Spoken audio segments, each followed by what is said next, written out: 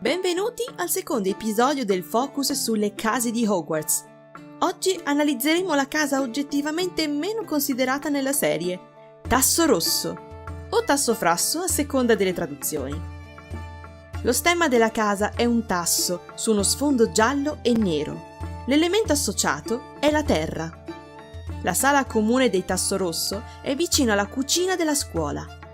Luogo ironico, dato che la fondatrice della casa aveva la fama di essere una bravissima cuoca. Tosca Tasso Rosso è stata una dei fondatori di Hogwarts.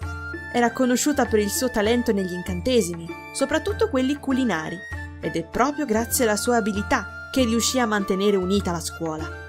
Assieme a Godric e Priscilla, allontanò Salazar per le sue idee troppo estremiste.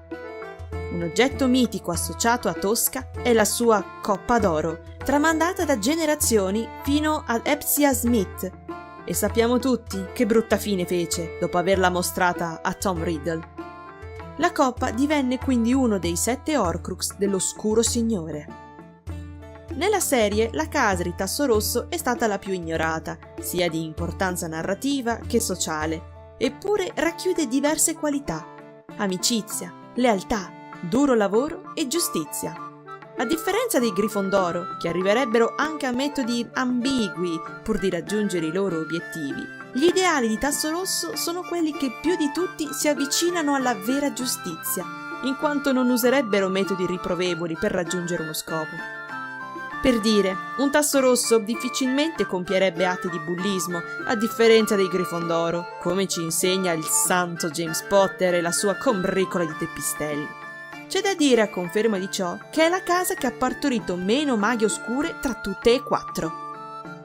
I tratti caratteriali richiesti dalla casa rendono i suoi studenti perfetti per attività legate alla cura del prossimo e alla giustizia. Se fossero nel mondo babbano sarebbero ottimi operatori sociali, infermieri, medici, psicologi, magistrati e membri delle forze dell'ordine.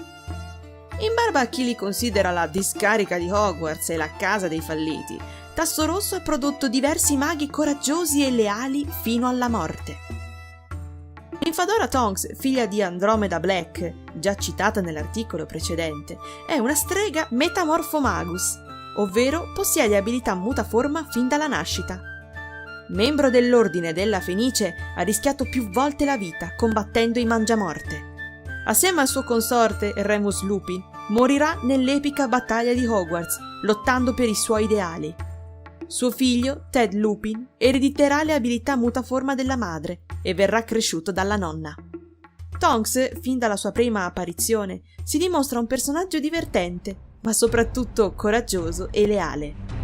Lei si innamora di un licantropo, andando oltre la malattia di Lupin, oltre i pregiudizi, per amore. Il loro rapporto sarà tormentato, ma allo stesso tempo felice. Chi dice che i Tasso Rosso siano pappemolli sfigati non ha letto bene il romanzo. Cedric Diggory, un eroe ingiustamente dimenticato. La sua morte è stato un punto di svolta nella serie. Ha segnato il passaggio d'età di Harry e del lettore, dal mondo infantile a quello adulto. Harry aveva già assistito alla morte dei suoi genitori, allora però aveva solo 1 anno. Ma è grazie a quella di Cedric che riesce a vedere i Trestal, perché è consapevole della sua morte. Cedric nel 4º libro era ritratto come uno degli elite di Hogwarts, capitano della squadra di Quidditch, prefetto, ottimo studente e bello. Perfino suo padre si vantava dei suoi ruoli, mettendo spesso il ragazzo in imbarazzo. Ma il vero Cedric era un ragazzo gentile, umile e giusto. Non esita a ricambiare l'aiuto di Harry durante il torneo 3 maghi, dicendogli come risolvere il secondo enigma. Lo supporta durante il periodo difficile dove tutti lo consideravano un imbroglione e muore anche senza capire la situazione in cui si trovava. Nel momento in cui lui ed Harry vengono catapultati nel cimitero dei Riddle, qualcuno urla «Uccidi l'altro!». Un lampo verde, poi il buio. Cedric è morto completamente ignaro degli intrighi di Voldemort ed incapace di reagire in tempo per difendersi. Eppure molti fan si dimenticano della sua esistenza. Forse uno dei personaggi più positivi in assoluto della storia. Ricordiamo Cedric, esempio di giustizia e coraggio. Ultimo ma non meno importante è Newton Scamander, protagonista della serie Animali Fantastici e dove trovarli. Newton è un mago insolito, preferisce più la compagnia animale che quella umana. Eppure farebbe di tutto per difendere i suoi amici, oppure per salvare il povero Credence, un povero mago con l'unica colpa di essere diventato obscuriale a causa di un'infanzia traumatica. Newt è un personaggio tutto da scoprire, ma è incredibile la sua influenza nella magizoologia.